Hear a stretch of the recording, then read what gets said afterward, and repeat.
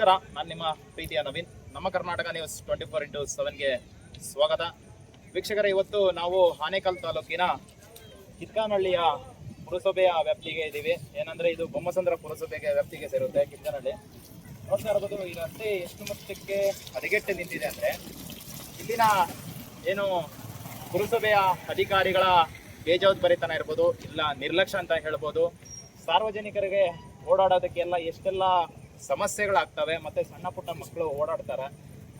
ನೋಡ್ತಾ ಇರ್ಬೋದು, ಮಕ್ಕಳು ಆಗಲಿ ಈಗ ಒಂದು ಅರ್ಧ ಅವರ್ ಆದಮೇಲೆ, ಒಂದು ಅರ್ಧ ತಾಸು, ಒಂದು 6 ಗಂಟೆ 6:30 ಆದಮೇಲೆ ಜನ ಬರ್ತಾರೆ, ಪಬ್ಲಿಕ್ ಬರ್ತಾರೆ. ನೋಡ್ತಾ ಇರ್ಬೋದು, ಇದು ಒಂದು ರಸ್ತೆ ಯಾವ ಮಟ್ಟಕ್ಕೆ ಹದಗೆಟ್ಟು ನಿಂತಿದೆ ಅಂದರೆ ಇದ್ರ ಬಗ್ಗೆ ಬೊಮ್ಮಸಂದ್ರ ಪುರಸಭೆಯ ಅಧಿಕಾರಿಗಳ ಬೇಜವಾಬ್ದಾರಿತನ ಅಂತ ಹೇಳ್ಬೋದು. ಹಾಗೆ ಜನಗಳಿಗೆಲ್ಲ ಎಷ್ಟೆಲ್ಲ ಸಮಸ್ಯೆಗಳಾಗ್ತಾ ಇದ್ದಾವೆ, ಇದ್ರ ಬಗ್ಗೆ ಯಾವುದೇ ರೀತಿ ಕಾಳಜಿಗಳಿಲ್ಲ. ಜನಗಳ ಜೀವದ ಬೆಲೆ ಅಂತೂ ಒಂದು ಕಿಂಚಿತ್ತೂ ಇಲ್ಲ ಇವರಿಗೆ.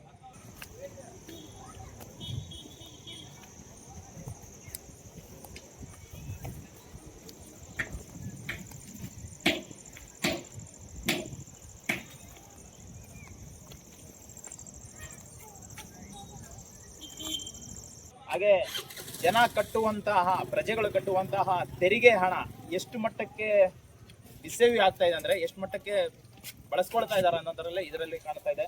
ರಸ್ತೆ ನೋಡ್ತಾ ಇರ್ಬೋದು ಎಷ್ಟು ಮಟ್ಟಕ್ಕೆ ಹದಗೆಟ್ಟಿದೆ. ಈಗ ಒಂದು ಅರ್ಧ ತಾಸು ಮುಂದೆ ಒಂದು ಗಾಡಿ ನೋಡಿದ್ವಿ, ಒಂದು ಬುಲೋರೋ ಗಾಡಿ. ಪಾಪ ಡ್ರೈವರ್ ಸಹ ಬರ್ಲಾರ್ದಿದ್ದ ಬರ್ತಾ ಇದ್ರು. ಹಾಗೆ ಇನ್ನೇನು ಒಂದು 10 ನಿಮಿಷ, ಹಾಗೆ ಇನ್ನೊಂದು ಸ್ವಲ್ಪ ವಿಡಿಯೋ ಕೊಡ್ತೀವಿ. ಅಲ್ಲಿವರೆಗೂ take it, bye bye, see you.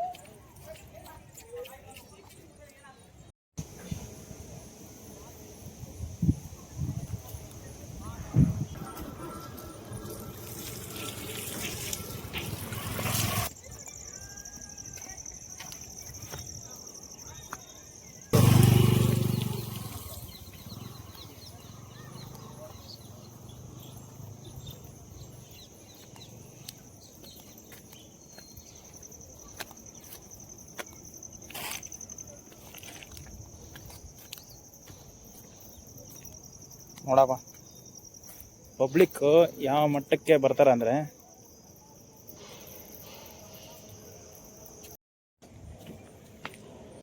ನೋಡಿ ಎರಡು ಹೆಂಗ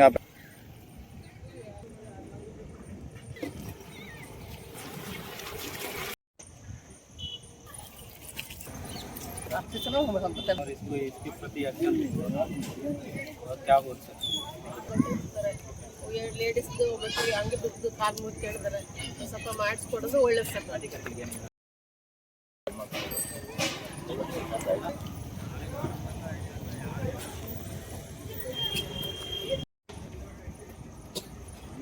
ಬಂಧುಗಳೇ, ನಮಸ್ಕಾರ, ನಾನು ನಿಮ್ಮ ಪ್ರೀತಿಯ ನವೀನ್. ನಮ್ಮ ಕರ್ನಾಟಕ ನ್ಯೂಸ್ 24x7ಗೆ ಸ್ವಾಗತ. ಇವತ್ತು ಆನೇಕಲ್ ತಾಲೂಕಿನ ಬೊಮ್ಮಸಂದ್ರ ಪುರಸಭೆಯ ವ್ಯಾಪ್ತಿಗೆ ಸೇರಿರುವಂತಹ ಕಿತ್ಕಾನಹಳ್ಳಿ ಎಂಬ ಗ್ರಾಮದಲ್ಲಿದ್ದೀವಿ. ನೋಡ್ತಾ ಇರೋದು, ಇಲ್ಲಿ ಕಳೆದ ಒಂದೂವರೆ ತಿಂಗಳಿಂದ, ಒಂದು 6 ತಿಂಗಳಿಂದ, ಒಂದು 2 ವರ್ಷದಿಂದ ನಾನು ಈ ರಸ್ತೆಗಳನ್ನು ನೋಡ್ತಾ ಇದ್ದೀನಿ. ಇದಕ್ಕೆ ಸಂಬಂಧಪಟ್ಟಂತ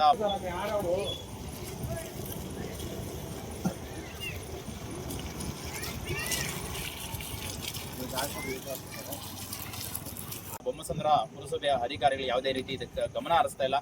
ಹಾಗೆ ಈ ಗ್ರಾಮದ ಒಬ್ರು ಮೆಂಬರ್ ಇದ್ದಾರೆ, ಅವ್ರು ಕೂಡ ಒಂದು ಸವಿನಯದ ಒಂದು ಮಾತುಗಳನ್ನ ಕೇಳೋದನ್ನ ಸಮಸ್ತ ವಾಹಿನಿಯಲ್ಲೂ ನಮಸ್ಕಾರಗಳು. ಈಗ ಪುರಸಭೆಗಳು ಕೆಲಸ ಮಾಡಿಲ್ಲ ಅಂತಲ್ಲ, ಮೊದಲಿಂದನೂ ಕೆಲಸ ಮಾಡ್ಕೊಂಡು ಬರ್ತಾ ಇದ್ದಾರೆ.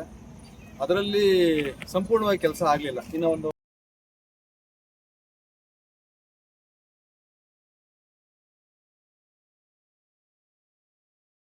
300-400 ಮೀಟರ್ ಹೀಗೆ ರಸ್ತೆ ಈಗ ತುಂಬ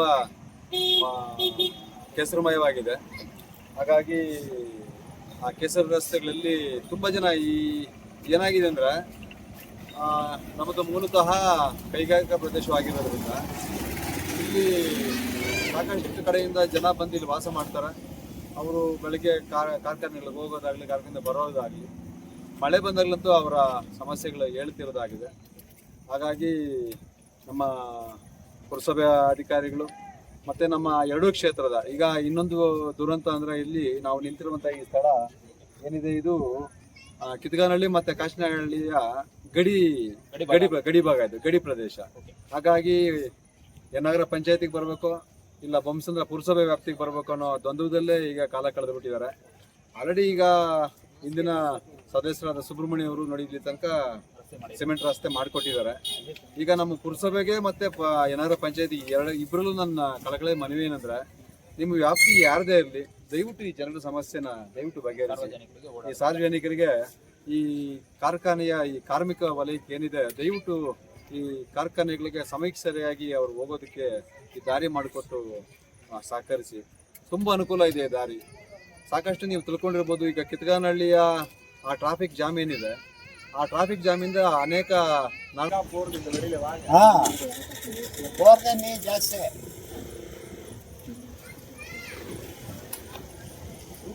ಬರುವಂತ ರೋಗಿಗಳು ಸಕಾಲಕ್ಕೆ ಹಾಸ್ಪಿಟಲ್ಗೆ ಹೋಗಕ್ಕಾಗ್ತಲ್ಲ ಬಿಕಾಸ್ ಆಫ್ ಈ ಟ್ರಾಫಿಕ್ ಜಾಮಿಂದ. ಆ ಟ್ರಾಫಿಕ್ ಜಾಮ್ ಕಡಿಮೆ ಮಾಡ್ಬೇಕಂದ್ರೆ ಈ ತರ ಪರ್ಯಾಯವಾದ ರಸ್ತೆಗಳನ್ನ ನಾವು ಅಭಿವೃದ್ಧಿ ಮಾಡಿ ಕನೆಕ್ಟಿವಿಟಿ ಕೊಟ್ಟಾಗ ಖಂಡಿತವಾಗ್ಲೂ ಆ ಜನ ಡೈವರ್ಟ್ ಆಗಿ ಆ ಟ್ರಾಫಿಕ್ನ ಡೆನ್ಸಿಟಿ ಕಮ್ಮಿ ಆಗ್ತದೆ. ದಯವಿಟ್ಟು ತಾವು ಇದನ್ನು ಸಕಾರಾತ್ಮಕ ಸ್ವೀಕರಿಸಿ. ಮೊನ್ನೆ 2 ಕ್ಷೇತ್ರದ ಶಾಸಕರಲ್ಲೂ ನಾನು ವೈಯಕ್ತಿಕವಾಗಿ ಮತ್ತು ಈ ಸಾರ್ವಜನಿಕರ ಪರವಾಗಿ ಕೇಳ್ಕೊತೇನೆ, ದಯವಿಟ್ಟು ತುಂಬ ಅವಶ್ಯಕತೆ ಇರುವಂಥ ಕೆಲಸ ಇದು. ಇದನ್ನು ದಯವಿಟ್ಟು ತಾವು ಮೊದಲನೇ ಕೋರಿಕೆಗಳಾಗಿ ಪರಿಗಣಿಸಿ ಈ ರಸ್ತೆಯನ್ನು ಮಾಡಿ ಸಾರಿಗೆಗೆ ಅನುಕೂಲ ಮಾಡಿಕೊಡ್ಬೇಕು. ನೀವು ನಿಮ್ಮ ಅಧಿಕಾರಿ ವರ್ಗದ ಆಂತರಿಕ ನೀವು ವರದಿಗಳನ್ನು ಬೇಕಾದ್ರೆ ತರಿಸ್ಕೊಂಡು ನೋಡಿ. ತುಂಬ ಜನ ಸಾವಿರಾರು ಜನ ಈ ರಸ್ತೆಯಲ್ಲಿ ಓಡಾಡ್ತಾರೆ. ಯಾಕಂದರೆ ಕೈಗಾರಿಕಾ ಪ್ರದೇಶಕ್ಕೆ ತುಂಬ ಸಮೀಪದಲ್ಲಿರೋ ರಸ್ತೆ ಇದು, ಶಾರ್ಟ್ ಕಟ್ ರಸ್ತೆ ಇದು. ಹಾಗಾಗಿ ದಯವಿಟ್ಟು ನೀವು ಇದನ್ನು ನಮ್ಮ ಈ ಸಾರ್ವಜನಿಕರ ಮನವಿಯನ್ನು ಸಕಾರಾತ್ಮಕವಾಗಿ ಸ್ವೀಕರಿಸಿ ದಯವಿಟ್ಟು ಇದನ್ನು ನಮ್ಮ ಮನವಿಯನ್ನು ಸ್ವೀಕರಿಸಿ ದಯವಿಟ್ಟು ಬೇಗ ಕೆಲಸ ಮಾಡಿಕೊಡಿ. ಕೆಲಸ ಮಾಡಿದಾಗ ಖಂಡಿತವಾಗ್ಲೂ ಜನಪರವಾದ ಕೆಲಸ. ಇದನ್ನು ತಾವು ಮೊದಲನೇ ಆದ್ಯತೆಯಾಗಿ ಸ್ವೀಕರಿಸಬೇಕಂತ ನಮ್ಮ ಎರಡೂ ಗ್ರಾಮಸ್ಥರ ಮತ್ತು ಈ ಕಾರ್ಮಿಕರ ಪರವಾಗಿ ನಾನು ಈ ಜನಪ್ರತಿನಿಧಿಗಳನ್ನ ಮತ್ತು ಸಂಸ್ಥೆಗಳನ್ನ ಪುರಸಭೆ ಆಗಲಿ ಗ್ರಾಮ ಪಂಚಾಯತಿ ದಯವಿಟ್ಟು ಇದರ ಬಗ್ಗೆ ಸಕಾರಾತ್ಮಕವಾಗಿ ಕ್ರಮ ಕೈಗೊಂಡು ಈ ಜನರ ಭಾವನೆಯನ್ನು ತೀರಿಸಿ ತಮಗೆ ನಮ್ಮ ಗ್ರಾಮಸ್ಥರುಗಳ ಪರವಾಗಿ ನಮಗೆ ಧನ್ಯವಾದಗಳು. ದಯವಿಟ್ಟು ಈ ಕೆಲಸ ಮಾಡಿಕೊಡಿ. ನಮಸ್ಕಾರ. ಹಾಗೆ ಇನ್ನೊಂದು ಮನವಿ ಪತ್ರ ಏನಾದರೂ ಸಲ್ಲಿಸಿದ್ದೀರಾ ಈ ರಸ್ತೆ ಬಗ್ಗೆ?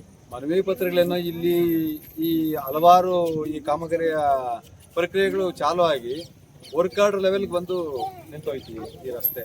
ಆಲ್ರೆಡಿ ಇಂದಿನ ಪುರಸಭಾ ಸದಸ್ಯರಾದ ಸುಬ್ರಹ್ಮಣ್ಯ ಅವರ ಮತ್ತೆ ಅಂದಿನ ಪುರಸಭಾ ಅಧ್ಯಕ್ಷರುಗಳ ಶ್ರಮದಿಂದ ಕೆಲಸ ಚಾಲೂ ಆಗಿತ್ತು. ಅವ್ರಿಗೆ ಗುತ್ತಿಗೆದಾರನ ವಿಚಾರಿಸಿದಾಗ ನಮಗೆ ಕಾಮಗಾರಿ ಪರವಾನಿಗೆ ವರ್ಕ್ ಆರ್ಡರ್ ಕೊಟ್ಟಿರಲಿಲ್ಲ ಅಂತ ಹೇಳಿದ್ರು. ಅದು ಆ ಲೆವೆಲ್ಗೆ ಬಂದು ಮತ್ತೆ ನಿಂತೋಯ್ತು. ಹಾಗಾಗಿ ಮತ್ತೆ ಚಾಲೂ ಮಾಡಿ ಈಗ ನೀವು ಇವುಗಳನ್ನೆಲ್ಲ ಅನ್ಯತಾ ಭಾವಿಸ್ಬೇಡಿ. ಈಗ ಪ್ರಿಯಾರಿಟಿ ಕೊಡಿ. ಇದು ಯಾಕಂದರೆ ಇದು ಆದ್ಯತೆ ಮೇಲೆ ಕೆಲಸ ಮಾಡಿ ಪ್ರಿಯಾರಿಟಿ ಕೊಡಿ, ಕೆಲಸ ಮುಗಿಸ್ಕೊಡಿ. ಖಂಡಿತವಾಗ್ಲೂ ಇದಾಗ್ತದೆ. ಮತ್ತು ಇದ್ರ ಜೊತೆಗೆ ನಮ್ಮ ಇದೇ ಗಡಿಭಾಗಕ್ಕೆ ಹೊಂದ್ಕೊಂಡಿರುವಂಥ ಸೂರ್ಯ ಸಿಟಿಗೆ ತುಂಬ ಸಮೀಪದ ರಸ್ತೆಗಳಿದ್ದಾವೆ. ಅದನ್ನು ಅಭಿವೃದ್ಧಿ ಪಡಿಸಿದ್ರೆ ನಿಮಗೆ ಈ ಚಂದಾಪುರ ಕಿತ್ಗಾನಹಳ್ಳಿ ಗೇಟ್ ಈ ಟ್ರಾಫಿಕ್ ಸಮಸ್ಯೆಗಳು 50% ಅದರ ಒತ್ತಡ ಕಮ್ಮಿ ಆಗೋದ್ರಲ್ಲಿ ಎರಡು ಮಾತಿಲ್ಲ. ಹಾಗಾಗಿ ಈ ನಮ್ಮ ಎಲ್ಲರ ಸಾರ್ವಜನಿಕ ಮನವಿಗಳನ್ನು ದಯವಿಟ್ಟು ಸಕಾರಾತ್ಮಕ ಸ್ವೀಕರಿಸಿ ಕೆಲಸ ಮಾಡಿ. ಪುರಸಭೆ ಅಧಿಕಾರಿಗಳು